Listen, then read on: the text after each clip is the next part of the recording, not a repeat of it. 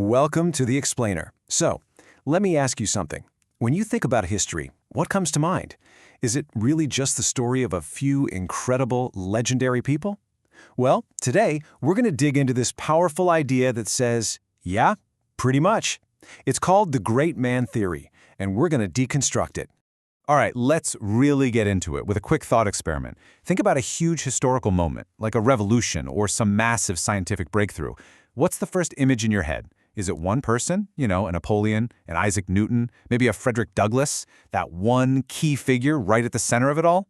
And look, if you do, you're not alone. We all do.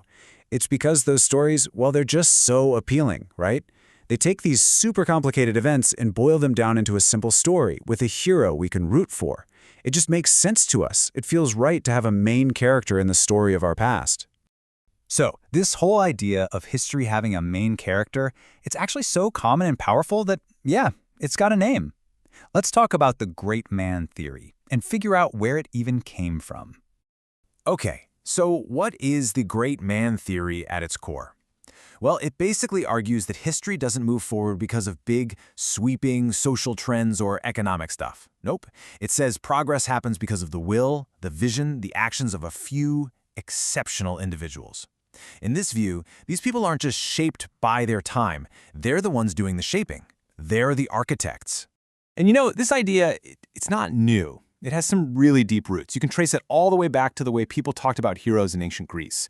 And it got a big boost during the Renaissance. But it was really in the 19th century that the theory got formally written down and, cemented, thanks to one really influential thinker. And that thinker's name was Thomas Carlyle. For him, it wasn't just that these great men were important. No. He saw them as something more, almost divinely inspired. He believed their personal genius was the engine that single-handedly drove history forward. To put it simply, for Carlyle, all of history was really just the biography of these guys. Okay, so it's a really compelling story. I get it. But now it's time to start pulling it apart. It's time to deconstruct the hero. Let's really challenge this whole narrative and see what it might be leaving out of the picture. And once you start looking closer, man, the theory's foundations start to look a little shaky. You see some serious cracks. For one, it assumes this innate genius just pops up out of nowhere, completely ignoring the context of the times. It also suffers from some serious hindsight bias. We look back, see someone succeeded and say, they must have been great. And maybe most importantly, it has this massive gender and class bias built right in, basically erasing the contributions of, almost everybody else. Let's make this real with a classic example. I'm talking about Napoleon Bonaparte. He's maybe the ultimate great man, right? The myth is that he was this one-of-a-kind military genius who just bent an entire continent to his will. But here's the thing. Napoleon didn't just appear in a vacuum. Far from it. He was a product of his moment. Think about it. He came out of the chaos of the French Revolution, which created this huge power vacuum. He led a brand new kind of army where talent mattered more than your family name. Even his famous legal code was built on ideas that had been floating around for a long time. The conditions were absolutely perfect for someone exactly like him to rise. And this isn't just a thing in politics or war either. Let's talk about science for a second. We all know that classic image, right? Isaac Newton, sitting all by himself under an apple tree and boom, gravity. He just invents physics on his own. But the reality? It was so much more collaborative.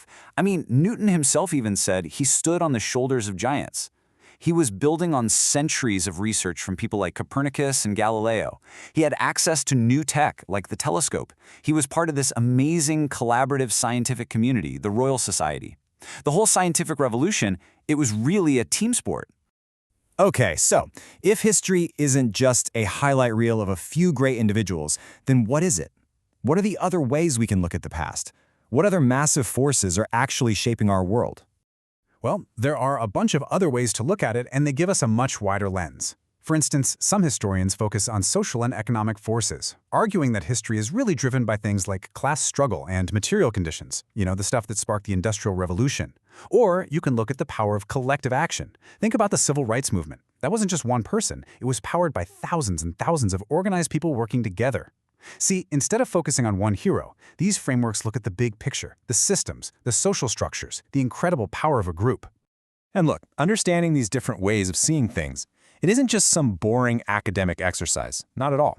The way we choose to tell the story of the past has very, very real consequences for how we see the world and act in the present. Because when we get stuck on just the great man myth, we end up with some pretty serious blind spots. It makes it easy to miss the deep, systemic roots of our problems. It can even make us, well, kind of passive.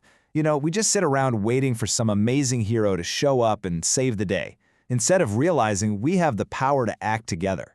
It can even mess with who we choose as leaders, making us fall for charisma instead of looking for real competence. So here's the big takeaway.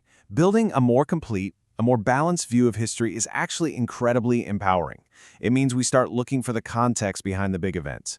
We recognize that change is complicated and has tons of different causes. We start to value the power of collective movements. We analyze the underlying systems. And what that does is remind us that progress isn't something that's handed down to us by a few great people. It's something we all build together. And that really leaves us with one final big question to think about. If we make a point to look past the usual headlines, beyond the famous faces we see all the time, who are the unsung heroes shaping our world right now? What are the unseen forces, the collective movements that are really driving change today? The answer might be a lot closer than you think.